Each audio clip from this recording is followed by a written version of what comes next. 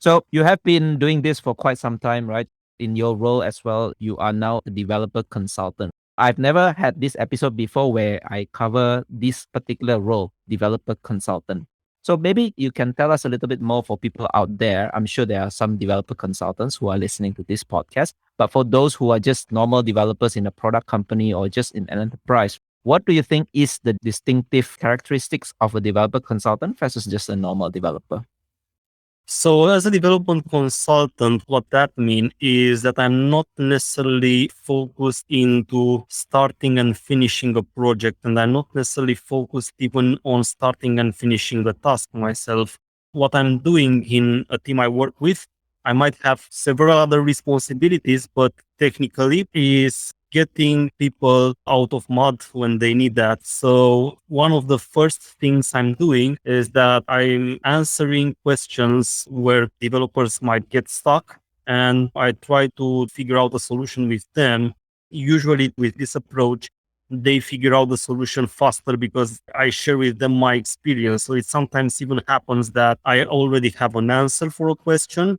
In most cases, I will reach an answer faster because I have quite a lot of experience on a specific domain. So what gives me value is that unlike a software developer who usually has a lot of experience in more technologies, but not necessarily very in depth, I just stay on a few very small set of technologies, but I'm going very in depth. For example, in my case, Java and Spring, people sometimes ask me, how can you be a development lead, but you don't know anything about front end? Well, I do know some things about front end. I even touched some Angular, JavaScript, and the TypeScript code at some point. But I can't say that I did more than just maybe adding a button, creating a small page or stuff like that, which doesn't make me a front end developer and doesn't make me a full stack either. So I'm focusing on a set of technologies where I continuously learn what's new. By that, what happens is that throughout time, I learned also what changed throughout time and what's new. So I'm now able to answer questions on both old code bases and new code bases, give advice on how to maybe upgrade your technology, give advice on how to solve problems with this set of technologies with a code base that looks like 10 years or 15 years ago. I also have all the lessons learned. So when someone starts a new project, I can tell them, well, don't do that because look what happened in one of the projects I had 7 years ago. They did that and it didn't go well. In very, very shortly, the difference is that I don't necessarily implement features. I give advice, but the value that comes through my advice helps developers save many hours of work. And of course, those many hours of work mean money, which helps the project be more efficient in general. So you brought up a very good point, right? When you become development lead or technical leaders or even consultant, you don't actually necessarily need to know everything. Sometimes this is a myth.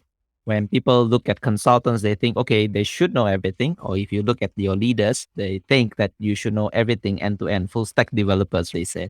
Let's discuss more about this myth.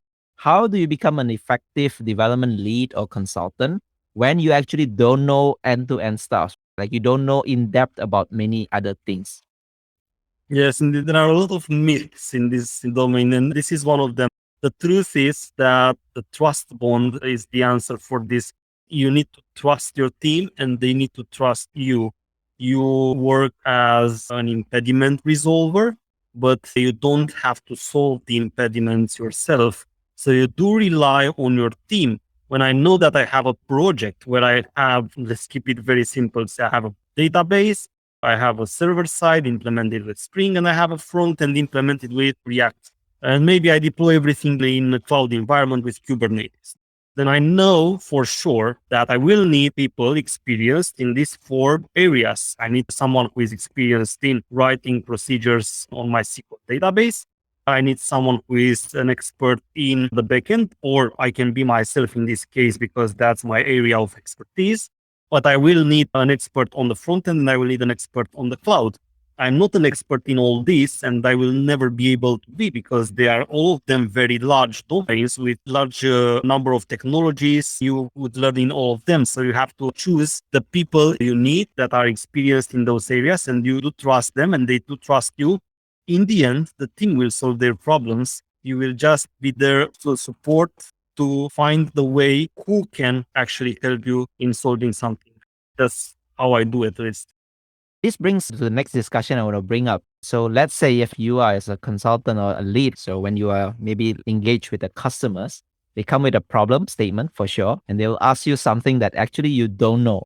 So how would you approach about it? Because this situation tends to happen for not just consultant, especially people who are working in a startup. They have never solved the problem before, or people who just graduated, they went into work and they don't actually know end to end as well. How would you approach this problem when you actually don't exactly know the stuff that is being asked or trying to solve? That's a very good point. So indeed, for everyone else, it might happen that I don't have an answer to a specific question because, again, even within your area of expertise, you might not know everything. So what you do in that case? Well, of course, you do rely on a solid foundation of knowledge. Fortunately, my case, so even if I don't know, I've never seen that issue before, I do rely on a solid foundation of knowledge I have. So what I do is that I start investigating that. One of the aspects I take always into consideration is also the business aspect. I want to know, first of all, why do they need that specific technical implementation? Why did they get into that specific technical problem? Because what happens sometimes is that they might not even choose the right approach, like technically. At some point, someone told me, well, we have a problem with a scheduled process. Okay, what's the problem? It's this and that. And then I say, okay, but why are you implementing the scheduled process in the end? Well, we need to pull some data from there. And then I said, okay, but that's not the right technical approach anyway. So let's quit that and start looking for some alternatives, like some message exchange. So you have to be very careful because it happens very often that the problem you have, it might not be the real problem. You might be on the wrong track anyway. You are looking into how to solve an issue, but you would have had to take totally different approach anyway. And then if that's not the case and it's still that it's the right approach and you have that issue, then of course you start investigating what the problem is, relying on technical foundation you learned throughout many years of experience. Of course, how I do that, I'm a very practical guy. I do use all the investigation techniques I know, starting from debugging, logs, profiling, and I'm always, if it's about a framework, and I do advise people do that, go inside the framework as well. We do use open source. Open source frameworks are implemented by the community out there, by guys who spend a part of their free time to put their functionality, but that doesn't mean that they can't make mistakes. First of all, it might be that it's a problem with the framework, or it might be that it's a problem with you using that framework. But to find out what the problem is, you go and you investigate it using debugging, profiling, logging, and so on and so forth. And of course, we all of us rely on the God Almighty Stack Overflow and other blogs like this, where we do share details about our problems and we do read what problems that others had, and that saves us a lot of time as well. Everyone does that. So that's how I do usually.